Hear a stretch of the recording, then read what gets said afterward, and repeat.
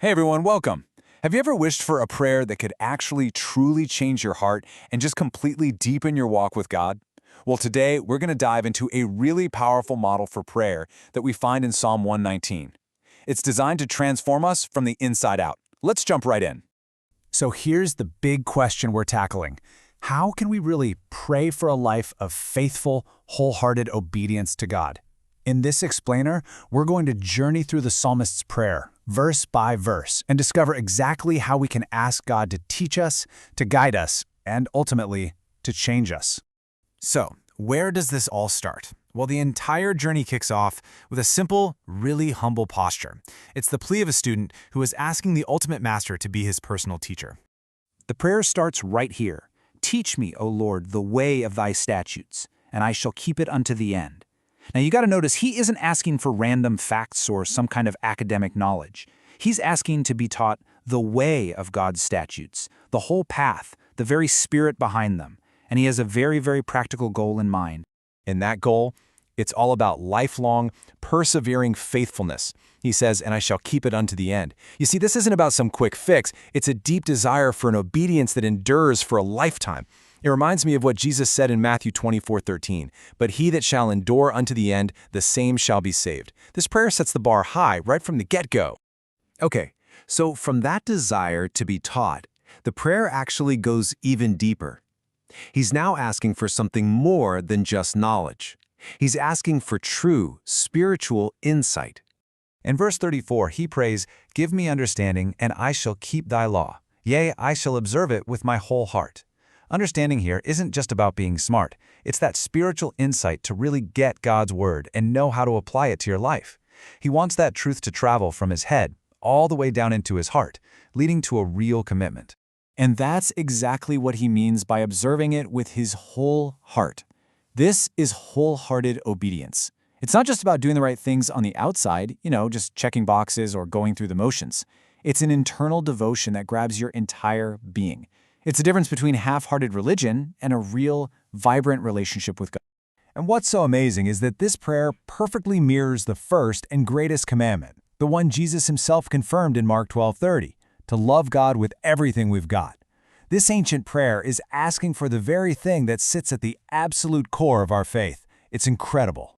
So after praying for teaching and understanding, the psalmist kind of shifts gears. He gets really honest and acknowledges his own weakness.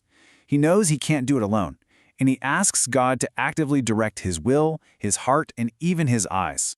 Just listen to this plea in verse 35, "Make me to go in the path of thy commandments, for therein do I delight."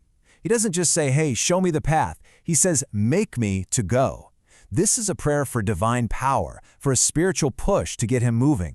And the motivation, it isn't duty, it's delight.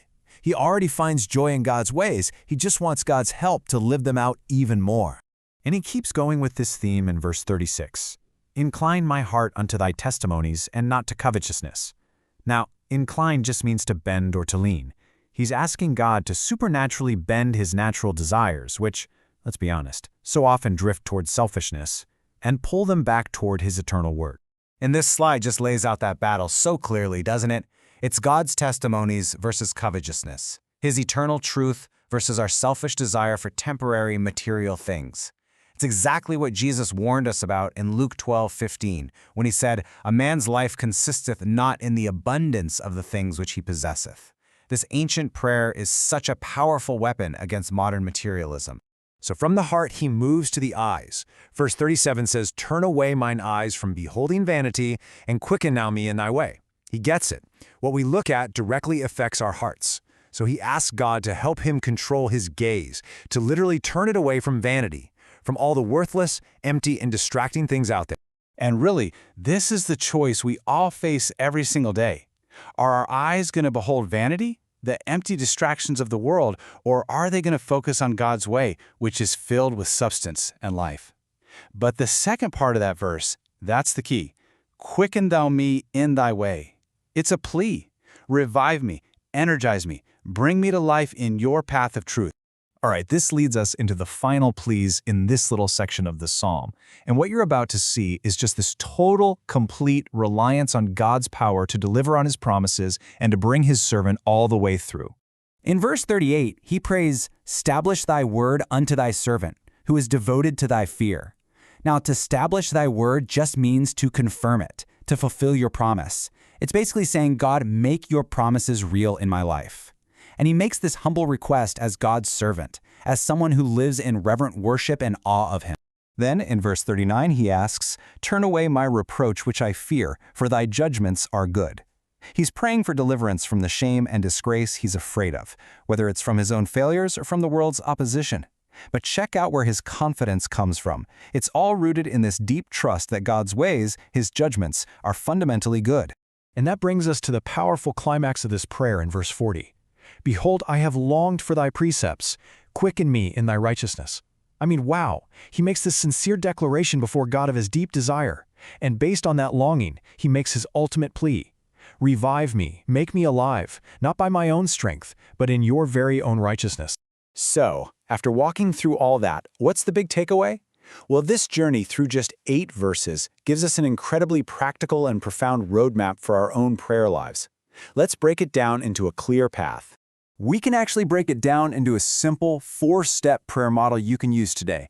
First, pray for divine teaching. Second, pray for that wholehearted understanding that captures your soul.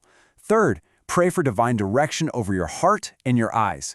And fourth, pray for divine life, for God to fulfill his promises and revive you in his righteousness. You can see how they all connect and build on each other. And this is so important. This isn't a one-and-done kind of prayer. It's a model for a daily posture of dependence on God. It's a way for us to continually rely on him for the strength, the guidance, and the transformation that we all need to live a life of faithful obedience. And at the end of the day, it all comes back to this one final profound plea: quicken me in thy righteousness. Our ultimate hope is not in us trying harder. It's in asking God to fill us and make us alive with his very own life and his perfect righteousness. Well, that's our look at this amazing prayer from Psalm 119, and it was brought to you by the You Need Faith in Jesus team. Thanks so much for joining us.